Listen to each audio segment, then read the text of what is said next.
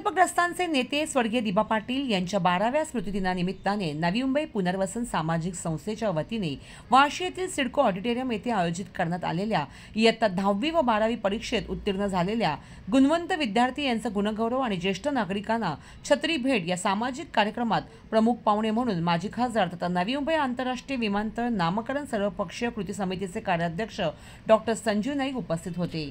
यावेळी नवी मुंबई पुनर्वसन सामाजिक संस्थेचे संस्थापक अध्यक्ष व माजी विरोधी पक्षनेते दशरथ भगत, माजी नगरसेविका फडशिबाई करसन भगत, वैजंती दशरथ भगत, युवा नेतृत्व निशांत भगत, समाजसेवक संदीप भगत, संजय यादव, देवेंद्र खाडे, विठ्ठलराव यादव, शैलेश घाग आदी मान्यवर उपस्थित होते।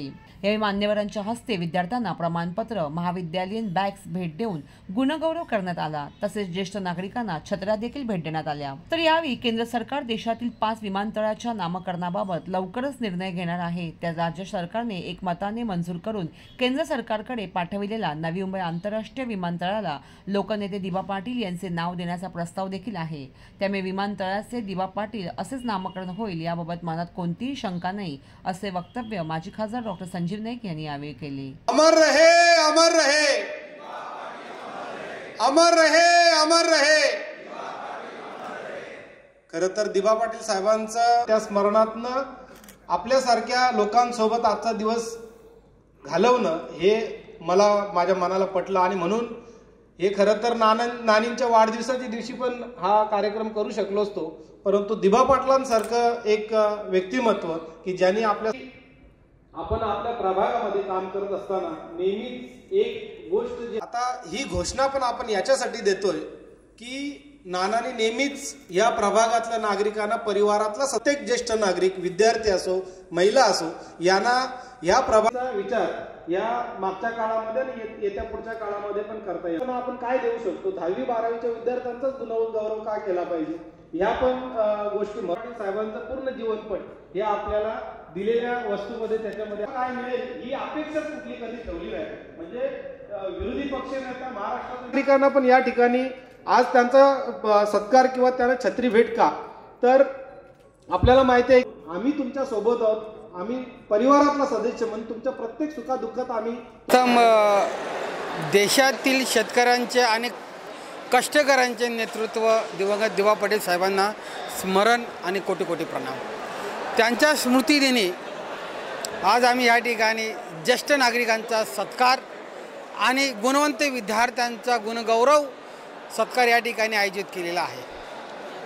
काय सांगा, दिबा पाटलांच्या नामांकनाचा रॅली पण निघाली होती, विविध कार्यक्रम झाले, काच वेळ लागतो दिबाच्या नावाकरता मागणी आहे की दिबाचं नाव घोषणा। दिबा पाटील साहेब हे देशातील शेतकरी आणि कष्टकऱ्यांचे नेते आहेत आणि दिबा पाटील साहेबांचं नाव नवी मुंबई एअरपोर्टला लागलेलं ती घोषणा बाकी आहे आणि हे जे नामकरण आहे दिबा पाटील साहेबांचं नाव या विमानतळाला लागणं हा देशातील शेतकरी आणि कष्टकऱ्यांचा गौरव आहे, त्यांचा सन्मान आहे, त्यांची आयडेंटिटी आहे, त्यांची प्रतिष्ठा आहे।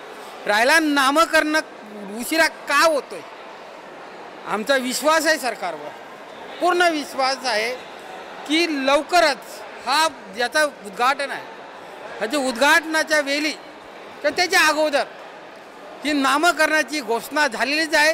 ती नामकरणाची पाटी आणि घोषणा लवकरच लागेल असा आम्ही आशावादी आहोत आणि आम्हाला विश्वास आहे।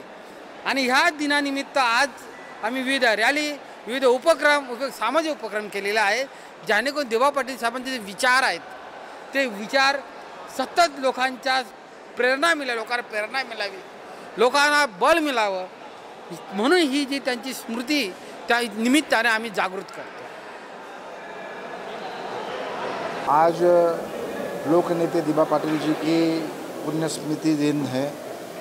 हमारे ज्येष्ठ सहयोगी दशरथ जी भगत जी और उनके संस्था के माध्यम से हर साल अलग अलग तरीके के कार्यक्रम का आयोजन होता है। आज जो बच्चे एसएससी और एचएससी में उन्होंने अपने नाम पर अच्छा काम किया है, अच्छे परसेंटेज मिले हैं, उनका सम्मान, अपने ज्येष्ठ नागरिकों को छाता बांटकर उनका सम्मान, और जो तमाम तीनों प्रभाग में समाज सेवा के दायरे में आकर उन्होंने हरदम अपना नाम लोगों तक लेके जाने का काम किया है। आज खुशी है कि नवी मुंबई का जो एयरपोर्ट अभी लास्ट अंतिम जो उसका टप्पा है, उसका जो कंस्ट्रक्शन काम चल रहा है, हमारे जानकारी के मुताबिक आने वाले 2 महीने में इसका माननीय प्रधानमंत्री जी के कर कमलों द्वारा उद्घाटन होगा और देश को एक नया एयरपोर्ट मिलेगा। दिबा पाटिल ये एक सिर्फ नाम नहीं था, ये सिर्फ एक नेतृत्व नहीं था, तो ये एक चालना थी, एक विचार था और वो विचारधारा को आगे बढ़ाने का काम मेरे सहयोगी दशरथ जी कर रहे हैं। मैं तमाम लोगों को आश्वस्त करना चाहूँगा कि आने वाला कल नवी मुंबई का है। मुंबई के साथ ये नवी मुंबई आगे बढ़ेगी। माननीय प्रधानमंत्री जी का जो 5 ट्रिलियन का जो सपना है वो पूरा करने में बड़ा योगदान नवी मुंबई शहर देगा। नवी मुंबई की जनता को नौकरी हो, बिजनेस हो, बड़ी बड़ी उपलब्धियां मिलने का ये सुनहरा मौका है। मुझे लगता है इस मौके को गंवाना नहीं चाहिए। खासकर जो हमारे बच्चे हैं जो आगे पढ़ाई लिखाई कर रहे हैं, उनके लिए बहुत बड़ा ये अपॉर्चुनिटी है उनके लिए। तो वो आगे आए और अपने अच्छे सोच विचारधारा के साथ में आगे बढ़कर अपने खुद को और परिवार को और देश को मजबूत करने के लिए अपना योगदान दें। वार्तांकन ब्युरो रिपोर्ट, वाशी।